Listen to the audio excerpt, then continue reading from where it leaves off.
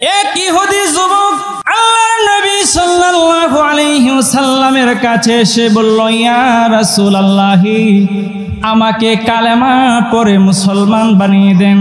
আমি কালেমা গ্রহণ করতে চাই, আমি মুসলমান হয়ে যেতে চাই। আল্লাহর নবী বিশ্ব নবী নবী মুহাম্মদুর রাসূলুল্লাহ সাল্লাল্লাহু আলাইহি ওয়াসাল্লাম ওই ইহুদি যুবককে কালেমা পড়ে মুসলমান বানিয়ে দেওয়ার পরে আমার রাসূল ওই ইহুদি যুবককে অল্প সময় নসিহত করে বললেন, ও যুবক, যে ব্যক্তি কালেমা গ্রহণ করে মুসলমান হয়ে যায় ওই ব্যক্তি কখনোই মিথ্যা বলতে পারে না, সুদের কারবারি করতে পারে না, ঘুষের কারবারি করতে পারে না, সে সকল গুনাহ থেকে সে নিরাপদ হয়ে যায়। আল্লাহর নবী বলেন, ও যুবক, তুমি চলে যাও, আবার আসবে আমার দরবারে। এই যুবক কি করলেন? সন্ধ্যাবেলায় মাগরিবের পূর্ব মুহূর্তে মদিনার উহুদ পাহাড়ের পাশ দিয়ে যাচ্ছেন তার গন্তব্যস্থলে। মদিনার উহুদ পাহাড়ের পাশ দিয়ে তার গন্তব্যস্থলে যাওয়ার সময় দূর থেকে তাকিয়ে দেখে একটা সুন্দরী রূপসী যুবতী আসতেছে তার সামনে দিয়ে। ওই যুবতীকে দেখে সে নিচের দিক তাকায় একটা দোয়া পাঠ করতে লাগলেন, কি আল্লাহুম্মা আউযু বিকা মিন ফিতনাতিন নিসা, হে আল্লাহ, তুমি আমাকে এই মহিলাদের ফিতনা থেকে রক্ষা করো। এই সাহাবী ইহুদি একটু আগে ঈমান গ্রহণ করার পর রাস্তা দিয়ে যাচ্ছে, একটি সুন্দরী রূপসীকে দেখে নিচের দিক তাকায় গেলেন, আল্লাহ, তুমি আমাকে মহিলাদের ফিতনা থেকে রক্ষা করো। কারণ এই পৃথিবীতে যত মানুষ ধ্বংস হয়েছে বেশিরভাগ মানুষ ধ্বংস হয়েছে নারী জাতির ফিতনার কারণে, ঠিক? আল্লাহ রাব্বুল আলামিন কোরআনুল কারীমে বলেছেন, ইন্না কাইদাশ শাইতানি কানা দাঈফা, শয়তানের চক্রান্ত বড় দুর্বল। আর মহিলাদের ক্ষেত্রে বলেছেন, ইন্না কাইদাকুন্না আযীম, মহিলাদের চক্রান্ত বড় জটিল, মারাত্মক। ঠিক না বেঠিক? আমার মুসলমান ভাই, এই ইহুদি যুবক নিচের দিক তাকিয়ে আছে। যুবক মনে মনে ভাবলেন, যুবতী চলে যাবে, তারপর আমি আমার গন্তব্যস্থলে যাব। যুবক নিচের দিক তাকায় আছেন। এখন যুবতী দেখে সামনের দিক একটা যুবক দাঁড়িয়ে গেছে সন্ধ্যাবেলায়। যুবতী মনে মনে ভাবলেন, এই যুবক যে সন্ধ্যাবেলায় দাঁড়িয়ে গেল, এখন তো সে তো আমার ইজ্জত হরণ করবে আর আমার অলংকার আদি নিয়ে যাবে। ওই যুবতীর শরীরের মধ্যে কাঁপুনি উঠে গিয়েছে। আমার মুসলমান বন্ধুরা, কিছুক্ষণ পরে যখন ওই যুবক ওই যুবতীর দিকে তাকালেন, তাকিয়ে দেখে যুবতীর শরীরের মধ্যে কাঁপুনি উঠে গেছে। যুবক মনে মনে ভাবলেন, মনে হয় যুবতী আমার ভয়ে তার শরীরের মধ্যে কাঁপুনি উঠে গেছে। ওই যুবক ওই যুবতীকে মা বলে সম্বোধন করলেন, ডাক দিয়ে বললেন, মা গো, আমার দ্বারা তোমার কোনো ক্ষতি হতে পারে না, তুমি নির্ভয়ে আসতে পারো, আমার দ্বারা তোমার কোনো ক্ষতি হবে না। যুবতী মনে মনে ভাবলেন, যে যুবক আমাকে মা বলে ডাকতে পারে ওই যুবক আমার সাথে কোনো খারাপ আচরণ করতে পারে না। যুবতী নির্ভয়ে যখন যুবকের সামনে চলে আসলো, যুবক কই, ও যুবক গো। যুবতী ডাক দিয়ে কই, ও যুবক গো, আমার তো মনে মনে ধারণা ছিল তুমি আমার ইজ্জত হরণ করবে আর আমার অলংকার আদি নিয়ে যাবে, এখন তো কিছুই হলো না। যুবতী ডাক দিয়ে বললেন, ও যুবক, তুমি জানো না আমি অল্প কিছুক্ষণ পূর্বে আমি আখিরি নবী, বিশ্ব নবী, নবী মুহাম্মদুর রাসূলুল্লাহ সাল্লাল্লাহু আলাইহি ওয়াসাল্লামের দরবারে গিয়ে আমি কালেমা পড়ে আমি মুসলমান হয়ে গেছি। ওই যুবক ডাক দিয়ে বললেন, ও যুবতী, তুমি জানো না যে ব্যক্তি কালেমা পড়ে মুসলমান হয়ে যায়, কালেমা গ্রহণ করে ইমানদার হয়ে যায়, ওই কালেমা পড়নেওয়ালা ব্যক্তির দ্বারা কোনো গুনাহের কাজ হতে পারে না।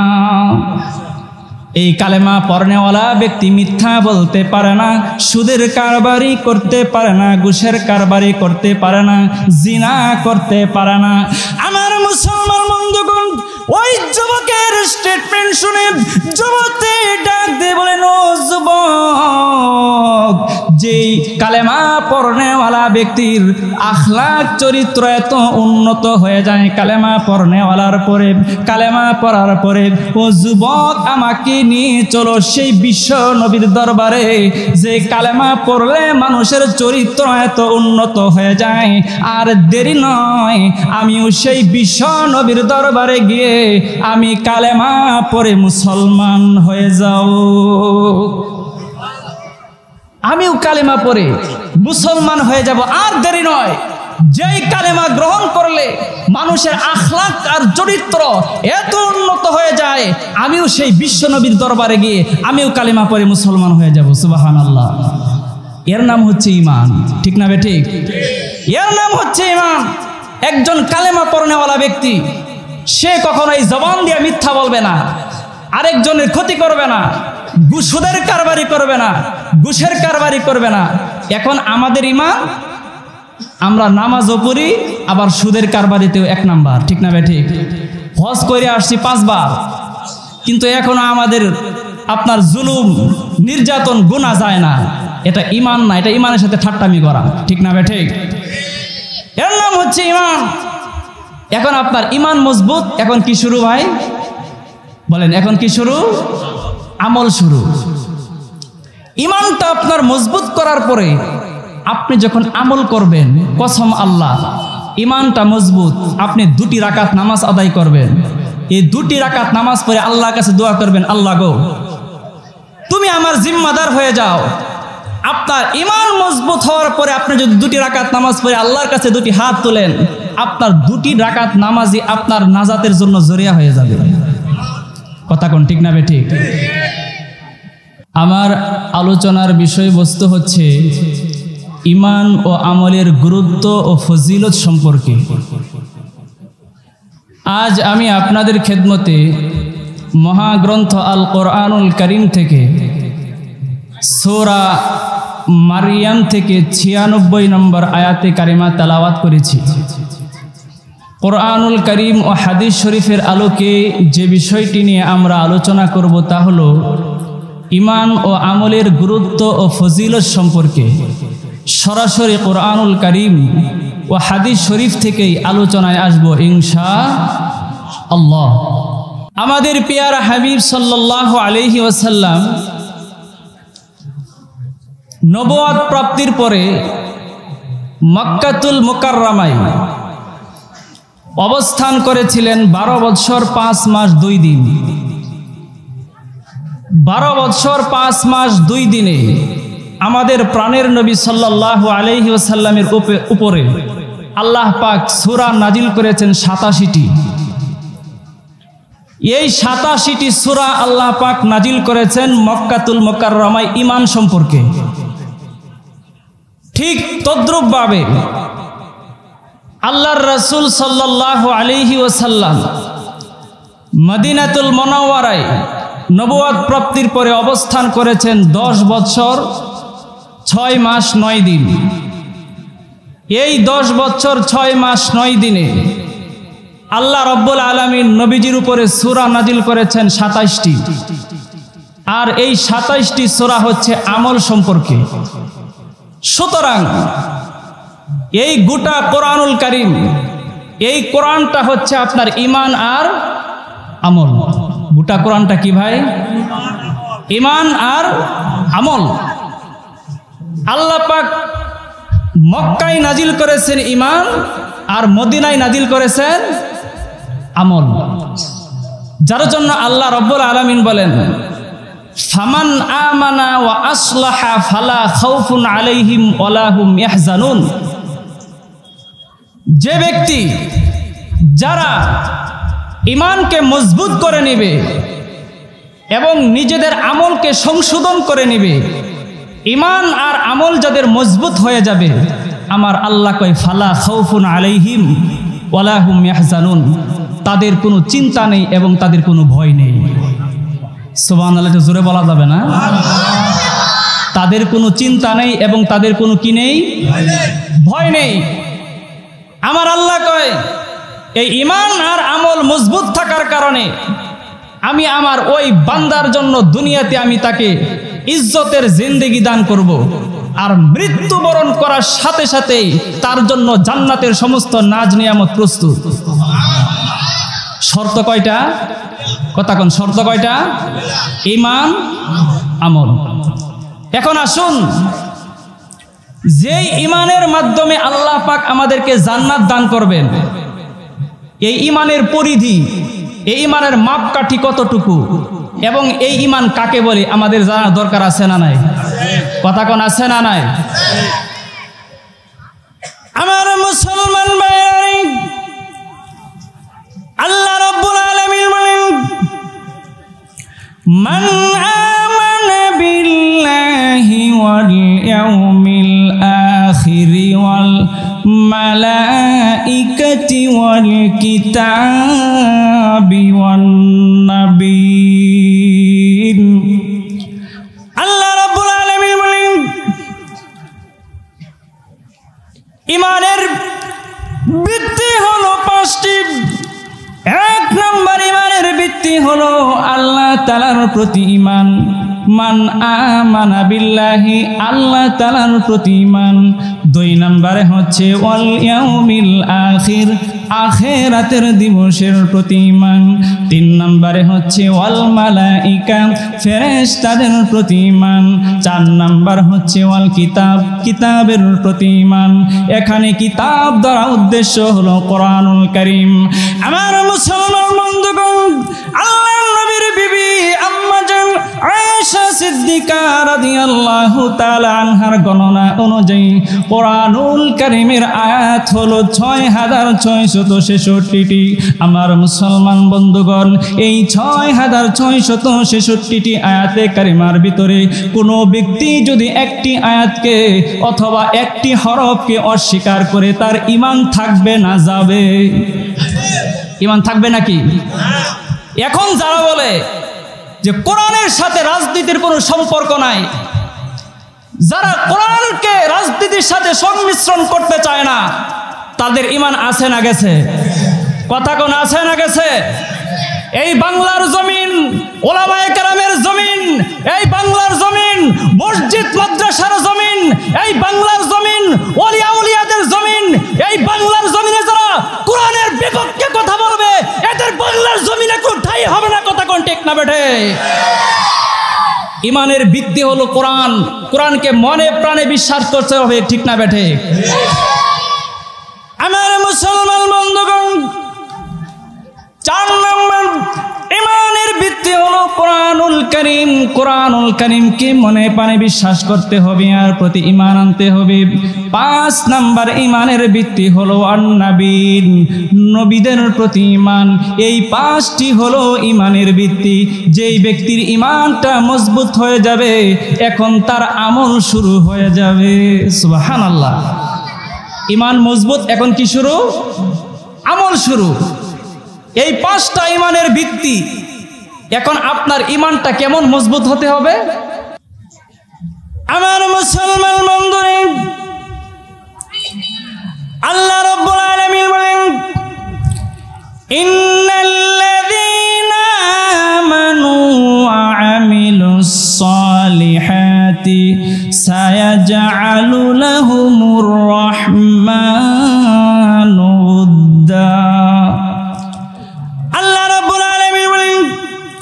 নিশ্চয় যারা ঈমান আনবে, ঈমান আনার পরে যারা নেক আমল করবে, ঈমান আর আমল যাদের মজবুত হয়ে যাবে, এই ঈমান আর আমলের বদৌলতে আমি আল্লাহ কি করব? আমি আল্লাহ তাদের জন্য আমি ভালোবাসা সৃষ্টি করে দেব। একটু আওয়াজ দিয়ে বলা যাবে নাকি সুবহানাল্লাহ? মুসলমান বন্ধুরে আমার, আমার আল্লাহ কয় যে ব্যক্তি ঈমান আনার পরে নেক আমল করবে, এই দুটি জিনিস যাদের ঠিক হয়ে যাবে, আমার আল্লাহ কয় আমি ওই সমস্ত বান্দাদের জন্য আমি প্রত্যেকটি মাখলুকের অন্তরে আমি তার প্রতি ভালোবাসা সৃষ্টি করে দেব। প্রত্যেকটা মাখলুক তাকে ভালোবাসতে থাকবে। যেমন আমার মুসলমান বন্ধুরা, বুখারী এবং মুসলিম শরীফের হাদিস, সাহাবী হযরত আবু হুরায়রা রাদিয়াল্লাহু তাআলা আনহু থেকে বর্ণিত, আল্লাহর নবী বিশ্ব নবী নবী মুহাম্মদুর রাসূলুল্লাহ সাল্লাল্লাহু আলাইহি ওয়াসাল্লাম বলেন, আল্লাহ রাব্বুল আলামিন বলেন, ও জিবরাইল, আমার যেই বান্দাটা ঈমান আর আমল যার মজবুত হয়ে যাবে, আমার ওই বান্দাকে আমি ভালোবাসি, মোহাব্বত করি। ও জিবরাইল, তুমিও আমার ওই বান্দাটাকে ভালোবাসতে শুরু করে দাও। শুধু তাই নয়, আল্লাহ রাব্বুল আলামিন বলেন, ও জিবরাইল, তুমি আকাশের মধ্যে এলান করে দাও, আকাশের সমস্ত ফেরেশতারা যেন আমার ওই বান্দাকে ভালোবাসে, আমার ওই বান্দার কল্যাণের জন্য নিয়োজিত হয়ে যায়। আল্লাহ রাব্বুল আলামিন বলেন, হে ফেরেশতা, তুমি আকাশের সমস্ত ফেরেশতার কাছে এলান করে দাও যেন আকাশের সমস্ত ফেরেশতারা আমার ওই ঈমানদার বান্দার কল্যাণের জন্য যেন তারা নিয়োজিত হয়ে যায়। সুবহানাল্লাহ, একটু জোরে বলা যাবে নাকি? আপনাদের সুবহানাল্লাহর সাথে কোনো কৃপণতা আছে? সুবহানাল্লাহ জোরে বললে কি আপনার পুলিশে ধরে লয়ে যাইব? কাউকে চা খাওয়াইতে হবে, জরিমানা দিতে হবে?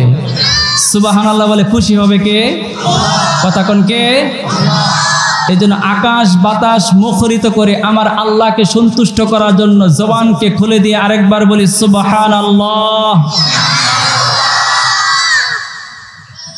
আল্লাহ রাব্বুল আলামিন বললেন, ও আমার জিবরাইল, আকাশের মধ্যে এলান করে দাও, আকাশের সমস্ত ফেরেশতারা যেন আমার এই বান্দাকে ভালোবাসে এবং মোহাব্বত করে। সুবহানাল্লাহ। শুধু তাই নয় মুসলমান বন্ধুরে আমার, আল্লাহর নবী বিশ্ব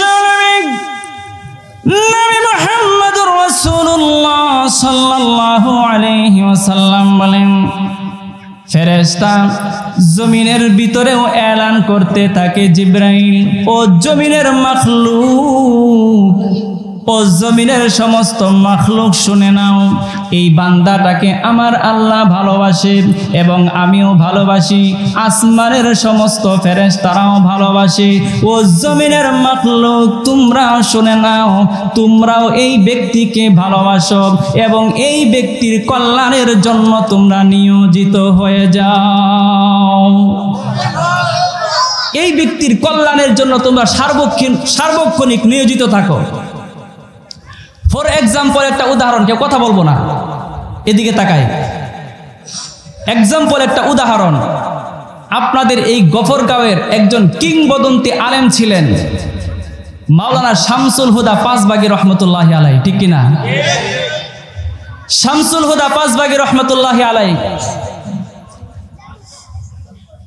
উনার জীবদ্দশায়, উনার সময়ে তখন হিন্দু জমিদারদের রাজত্ব ছিল, ঠিক?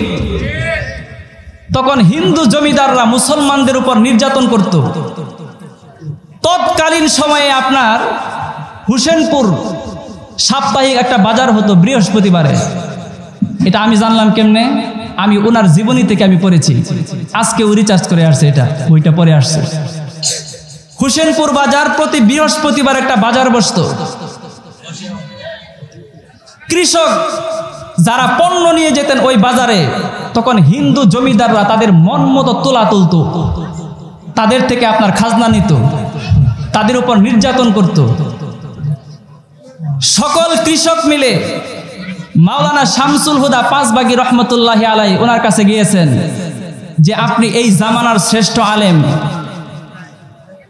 আপনি এই যুগের শ্রেষ্ঠ আলেম, আপনি এই হিন্দু জমিদারদের বিরুদ্ধে একটা কিছু করেন। তখন শামসুল হুদা পাঁচবাগী রহমতুল্লাহি আলাইহি এই নির্যাতিত নিপীড়িত কৃষকদেরকে নিয়ে হিন্দু জমিদারদের বিরুদ্ধে আন্দোলন গড়ে তুলেছিলেন। আন্দোলন গড়ে তোলার পরে শামসুল হুদা পাঁচবাগী রহমতুল্লাহি আলাইহির বিরুদ্ধে 1021টি মামলা হয়েছিল। কয়টি মামলা? 1021টি। 1021টি মামলা করার পরে হুজুরের বিরুদ্ধে শামসুল হুদা পাঁচবাগী রহমতুল্লাহি আলাইহি যখন আপনার কোর্টে দাঁড়াইতেন, প্রায় সকল উকিল মুক্তার ছিল হিন্দু। শামসুল হুদা পাঁচবাগী রহমতুল্লাহি আলাইহি যখন কোর্টে দাঁড়াইতেন, ওনার চেহারাটা দেখার সাথে সাথে কোন উকিল মুক্তার একটি মামলাও হুজুরের বিপক্ষে রায় দিতে পারে নাই। সুবহানাল্লাহ, জোরে বলবেন না? একটি মামলাও হুজুরের বিরুদ্ধে রায় দিতে পারে নাই। কেন? শামসুল হুদা পাঁচবাগী রহমতুল্লাহি আলাইহি আল্লাহর জন্য হয়ে গিয়েছিলেন এবং আল্লাহ তার জন্য হয়ে গিয়েছিলেন। সুবহানাল্লাহ বলবেন না?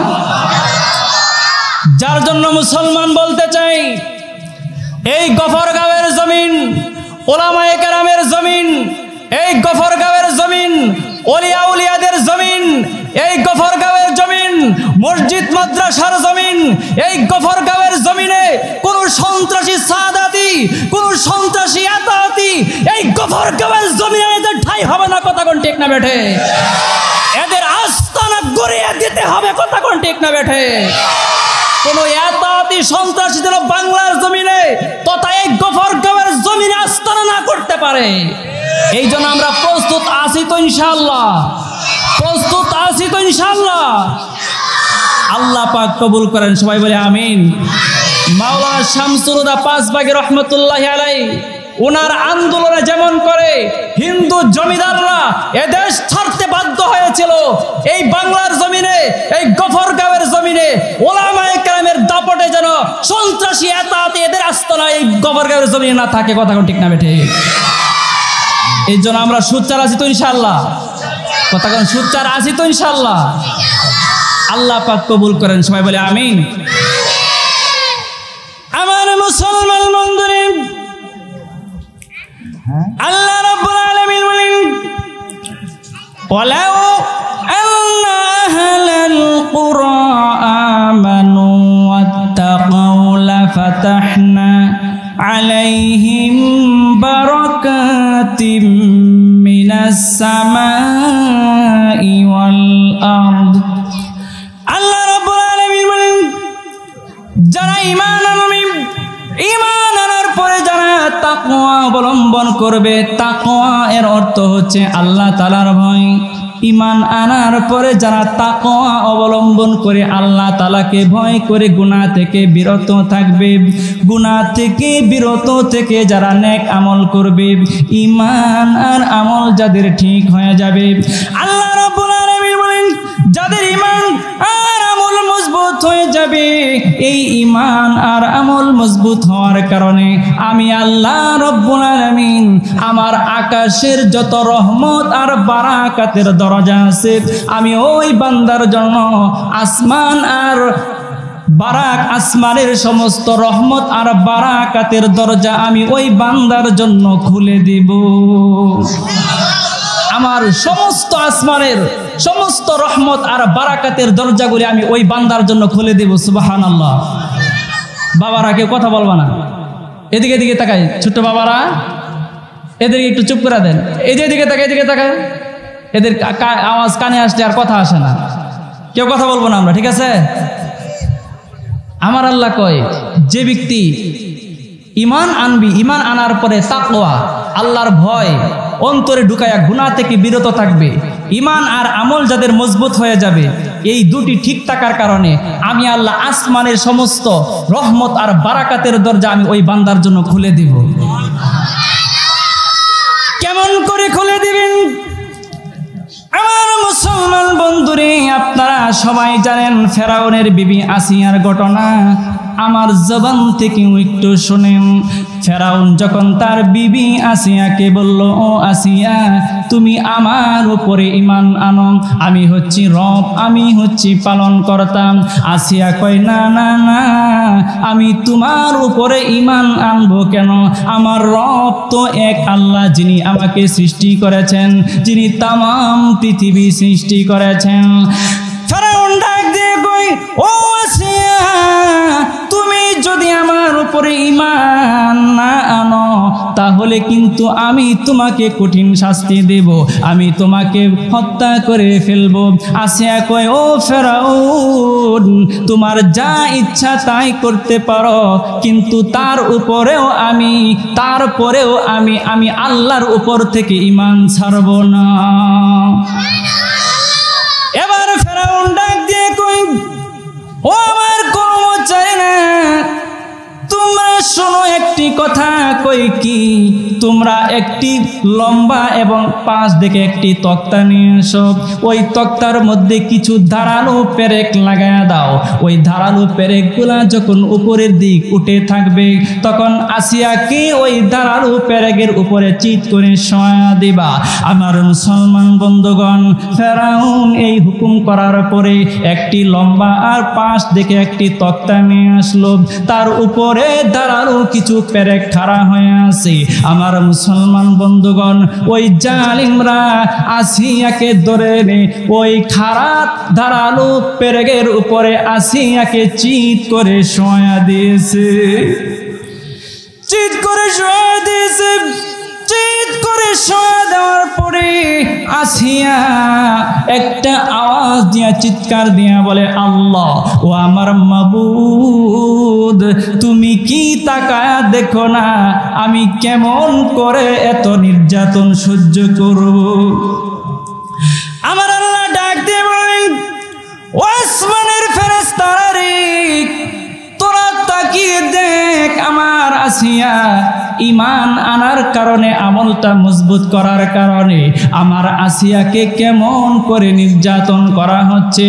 ও আমার আসমানের ফেরেশতারা রে, আমার আসিয়ার জন্য আসমানের যত বারাকাত আর রহমতের দরজা আছে, আমার আসিয়ার জন্য সমস্ত আসমানের রহমত আর বারাকাতের দরজাগুলি আমার আসিয়ার জন্য খুলে দে, আসিয়ার জন্য খুলে দিন। ও আমার ফেরেশতারে, আমার জান্নাতটা আমার আসিয়ার সামনে তুলে ধর, আমার আসিয়া যেন জান্নাতটা দেখে, আমার জান্নাতের নাজ নিয়ামত দেখে আমার আসিয়া যেন ঈমান হারা না হয়ে যায়। এই জন্য মুসলমান ভাইয়ারা আমার, যারা ইমানদার হয়ে যাবে, যারা আল্লাহওয়ালা হয়ে যাবে, যাদের ইমান আর আমল মজবুত হয়ে যাবে, আমার আল্লাহ কয় আমি আসমানের সমস্ত বারাকাতের দরজা তো তার জন্য খুলে দেবই। আসমানের দরজার পাশাপাশি আমি জমিনের যত বারাকাত আর রহমতের দরজা আছে, এই জমিনের সমস্ত বারাকাতের দরজাগুলিও আমি তার জন্য খুলে দিব। সুবহানাল্লাহ, জমিনের সমস্ত বারাকাত আর রহমতের দরজা আমি তার জন্য খুলে দেব। সুবহানাল্লাহ। তার উদাহরণ বর্তমান আফগানিস্তান স্বাধীন হওয়ার আগে এই আফগানিস্তানের আপনার আর্থিক অবস্থা, অর্থনৈতিক অবস্থা একেবারে শোচনীয় ছিল, ঠিক? স্বাধীন হওয়ার পরে এই আফগানিস্তানের মুসলমান তারা যখন ঈমান আর আমলকে মজবুত করে নিয়েছে, তারা যখন আল্লাহর জন্য হয়ে গিয়েছে, ঈমানকে মজবুত করে দিয়েছে, আমার আল্লাহ এই আফগানিস্তানের জমিনে আপনার দামি দামি ফসলের দুয়ার আমার আল্লাহ ওই জমিনে খুলে দিয়েছেন। সুবহানাল্লাহ বলবেন না? জাফরান, আপনার 1 গ্রাম জাফরানের দাম হাজার হাজার টাকা। এই আফগানিস্তানের জমিনে আপনার জাফরানের চাষ হয়। এই আফগানিস্তানের জমিনে আনারের চাষ হয়। দামি দামি যত ফল আছে আল্লাহ পাক এই আফগানিস্তানের জমিনে আমার আল্লাহ রিজিকের ভান্ডার খুলে দিয়েছেন। এই জন্য আমার আল্লাহ কয় যারা ঈমান আর আমলকে মজবুত করবে তাদের জন্য আমি আল্লাহ কি করব? আসমান আর জমিনের বারাকাত আর রহমতের দরজা আমি খুলে দেব। সুবহানাল্লাহ। শর্ত কয়টা বলেন ভাই? শর্ত কয়টা? 1 নাম্বার কি? 1 নাম্বার, 2 নাম্বার আমল। এই ঈমান আর আমলকে মজবুত করার জন্য আমরা প্রস্তুত আছি তো ইনশাআল্লাহ? সবাই প্রস্তুত আছেন? নাই যে আলোচনা শুনলাম মাহফিল থেকে যাওয়ার পরে যে হুজুরে বয়ান করছে, কেমন চমৎকার আলোচনা করছে, কি কইছে কইটা জানি না, ঠিক না? ঠিক, হ্যাঁ কালকে সকালে যে কিরে কালকে যে মাহফিল হয়েছিল হুজুরে কেমন আলোচনা করছে, আলোচনা করছে মারাত্মক চমৎকার। কি আলোচনা করছে, এইটা বলতে পারবো না। তো এই আলোচনার দ্বারা, এই মাহফিল দ্বারা কোনো ফায়দা হবে? কথা কোন ফায়দা হবে? এই জন্য ভাইয়েরা আমার, আলোচনা যতটুকু হয়েছে 5 মিনিট বা 10 মিনিট হোক, যতটুকু হলো, এখান থেকে আমি কি নিতে পারলাম, আমলের জন্য আমি কি গ্রহণ করতে পারলাম, এটাই দেখার বিষয়। ঠিক এই জন্য আমরা যতটুকু আলোচনা করেছি তা মেনে নিয়ে আমার নিজের ব্যক্তিগত জীবনে ফিট করতে পারবো তো ইনশাল্লাহ। এখন অনেকেই আছে যে আলোচনা তো শুনলাম, আসলে আমরা তো মারা যাব, আমল করার দরকার, আগামী বছর হজ করে এসে এই যে আমল ধর্ম আর ছাড়বো না। এরকম কথা অনেকে বলে কি বলে না? হ্যাঁ, আগামী 1 বছরকে আপনি হজ করার সময় পাবেন, এই গ্যারান্টি কি আপনার কাছে আছে? কথা কোন আছে? না আগামী 1 ঘন্টা আপনি বাঁচবেন এই গ্যারান্টি আছে? যার জন্য আমার হক এখন বুঝে আসছে, এই মুহূর্তে আমার তওবা করে আমার হক গ্রহণ করতে হবে। ঠিক যেমন আপনার আর 2 মিনিট সময় আছে, 25 পর্যন্ত ভাই না? হ্যাঁ 25, আচ্ছা যাক। যেমন উদাহরণ, আল্লাহ রাব্বুল আলামিন হযরতে মুসা আলাইহিস সালামকে একটা মর্যাদা দিয়েছিলেন, কি লাঠি, ঠিক না? মুসা আলাইহিস সালামকে আল্লাহ পাক মর্যাদা দিয়েছিলেন লাঠি। এই লাঠিটা আল্লাহর হুকুমে কি হয়ে যেত? সাপ হয়ে যেত, ঠিক না? মুসা আলাইহিস সালামের এই মর্যাদা দেখে যখন মানুষ ঈমান গ্রহণ করতে লাগলো, তখন ফেরাউন মুসাকে কয়, হে মুসা, তুই কি তোর জাদু দ্বারা আমাদেরকে এই দেশ থেকে তাড়াইয়া দিবি? আমাদেরকে এই দেশ থেকে বহিষ্কার করে দিবি? মুসা আলাইহিস সালামকে বলতেছেন, হে মুসা, একটা দিন তারিখ ঠিক কর, ওই তারিখের মধ্যে তুই তোর জাদু পেশ করবি এবং আমিও আমার জাদু পেশ করব। ঠিক কর একটা দিন তারিখ। মুসা আলাইহিস সালাম একটা দিন ঠিক করলেন। দিন ঠিক করার পরে ফেরাউন ইস্কান্দারিয়া থেকে 300,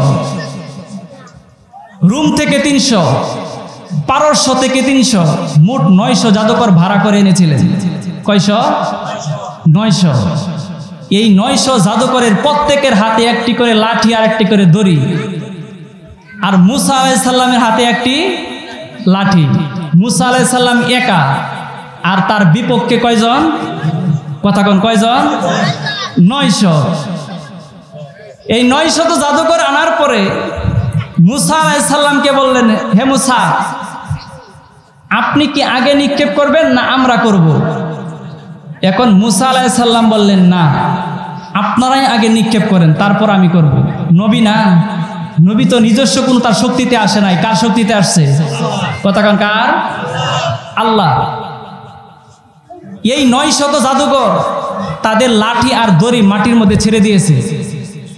ছেড়ে দেওয়ার পরে এটা কৃত্রিমভাবে এই 900 লাঠি আর দড়ি আপনার সাপের মতো হয়ে নড়াচড়া করতেছে। এটা দেখে মুসা আলাইহিস সালাম গেছে ভয় পায়া, কিন্তু এটা কাউকে বুঝতে দিচ্ছেন না, কারণ নবী না, ঠিক না? বুঝতে দেন নাই।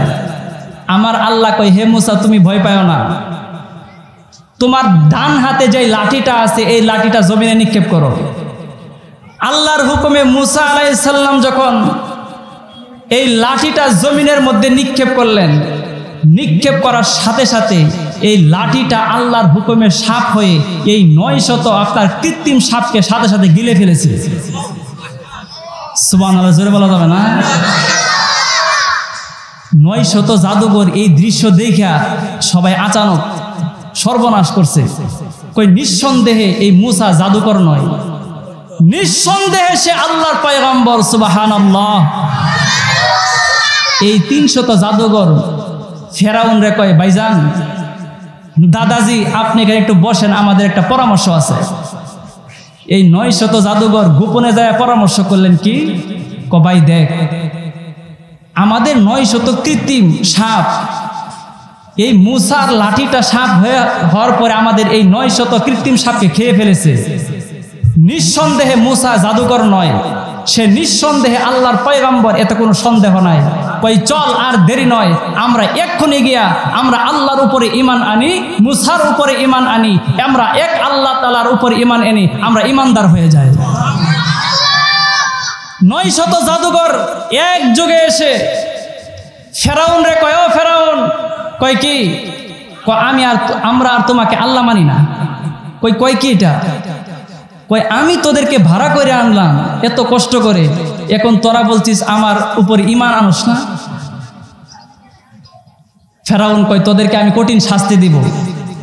900 জাদুঘর তারা কয়, ও ফেরাউন, তুই আমাদেরকে যা ইচ্ছা তাই করিস, আমাদের কোনো আপত্তি নাই, আমাদের হক এখন বুঝে আসছে, আমরা আর দেরি করব না, এক মুহূর্ত আমরা দেরি করব না, এখন আমাদের হক বুঝে আসছে, আল্লাহ সত্য, মুসা সত্য, এর মধ্যে কোনো সন্দেহ নাই, আমরা তোর মতো ফেরাউনকে ভয় পাই না, তুই যা ইচ্ছা আমাদেরকে করবি, আমরা মরতে রাজি, আল্লাহর উপর থেকে ঈমান আমরা ছাড়তে রাজি নাই।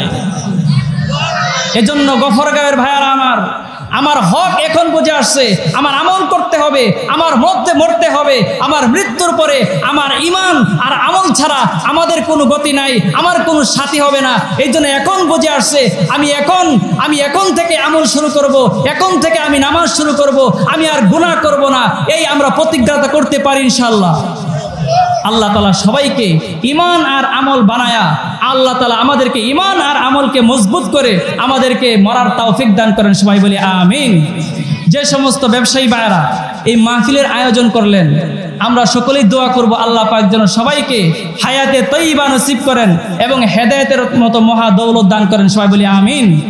নাসরুম মিনাল্লাহি ফাতহুন করিব ওয়া বাশশিরিল মুমিনিন। আসসালামু আলাইকুম ওয়া রাহমাতুল্লাহি ওয়া বারাকাতুহু।